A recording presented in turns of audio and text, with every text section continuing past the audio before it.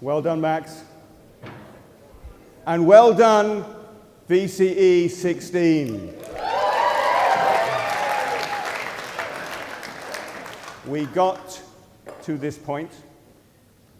I think you are a particularly cohesive year. I think you are particularly a year that looks out for each other. And you also are the first year for a long time not to be sent home before the last day. Although, I think that may have been a little bit more by luck than judgment. So, graduation, from the point of view of the school, is the time that we say, our job is done, and now it's over to you.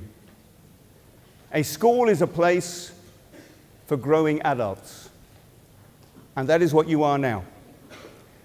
And now we hand over responsibility to you to choose what happens next.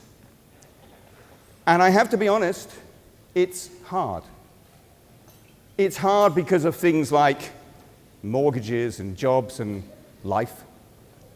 But it's particularly hard because we live in such an unpredictable world that is changing so very fast.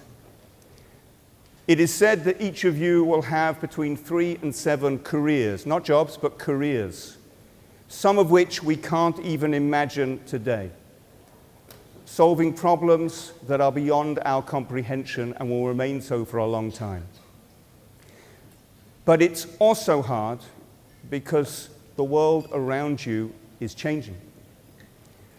And that makes your task unpredictable, and it makes your task, I'm afraid, because of certain changes that we are seeing, it makes your task that much harder.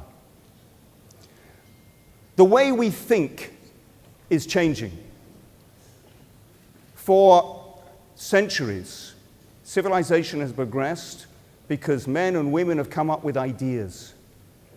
Ideas which are then forged in the furnace of challenge and argument and analysis and evaluation. And that only works if we think about these things deeply and profoundly. But today, we reduce ideas to 140 characters, or even to a single word, hashtag. We've just seen an American election, a country brimming with intellectual power, where they have an opportunity every 4 years to really assess where the country is going, and yet all we saw was sound bites and insults. It was a campaign that was vulgar and vicious and hateful and hurtful. And our election, remember that, a few months ago, wasn't really much better. We've lost the ability to think. And as we descend into the echo chamber of Facebook groups surrounded by equally closed-minded people, we've lost the ability to progress. But we hope we have given you the tools to analyze, to compare, to listen to each other, and to think and to learn. We call that critical thinking. And today, it's more critical than ever before. And another pillar of Scopus ethos, Jewish identity. Jewish identity is also changing in mixed ways. We are blessed to live in a time when we have a state of Israel. We are blessed to live in a time when there's been a renaissance of Jewish learning.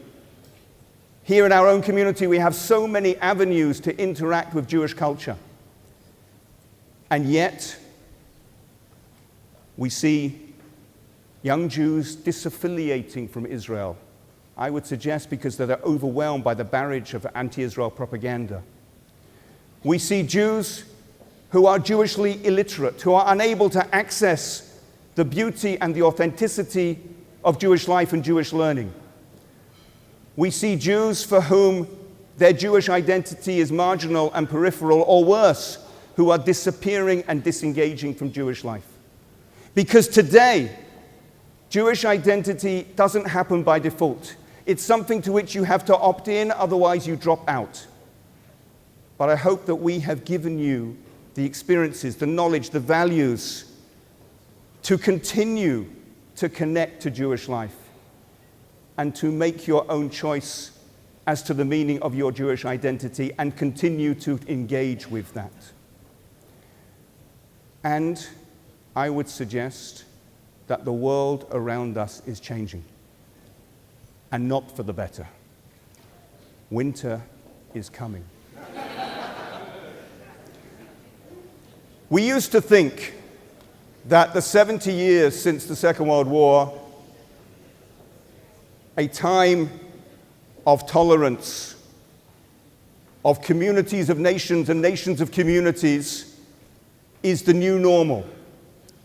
That after millennia of hostilities and distrust, we were heading inexorably towards a better future. But we were naive. We see all around us a dislike of the unlike, drawbridges being drawn up, societies being closed, a quaint form of patriotism giving way to a nationalism that worships blood and soil, that brings in its wake racism, and often the oldest racism of all, anti-Semitism. We see it in Eastern Europe, we see it in Western Europe. Australia is not immune, and what will happen in America for the next 4 years is unknown, but it's not necessarily looking good. It seems that the new normal is actually the same as the old, frightening normal. And yet I am optimistic, because the future is not predestined. The trajectory of history is not inevitable, because the future will be built by you and the choices that you make. And we have faith in you. We have faith that you will carry on learning, that you will think deeply, that you will listen to the voices of others. We have faith that you will continue to feel proud of the state of Israel, which, with all its imperfections, is something of which we can feel so proud. We have faith that you will continue to engage with Jewish life, with Jewish learning, with the Jewish community. And we have faith that you can build a better world, a world which is tolerant, a world which welcomes and supports the vulnerable. We read only a couple of days ago of the incident of Abraham's final test, where he was asked to sacrifice his son. And he goes up the mountain and he passes the test. And what happens next? He comes back down the mountain. Rav Kook says he returns to those he left at the foot of the mountain, immediately wanting to share with them the spiritual experience, to raise them, to teach them. He did not stop for one moment the task of making the world a better place. And so tonight, as you graduate, as you go out into the world that you will build, may it be that you build a world of thinking and reason. May it be that you build a Jewish world which is engaged and engaging. And may it be that you build a world which is open and tolerant and connected. The truth is, we are relying on you to build that world. But we are confident that you are up to the task. Thank you very much.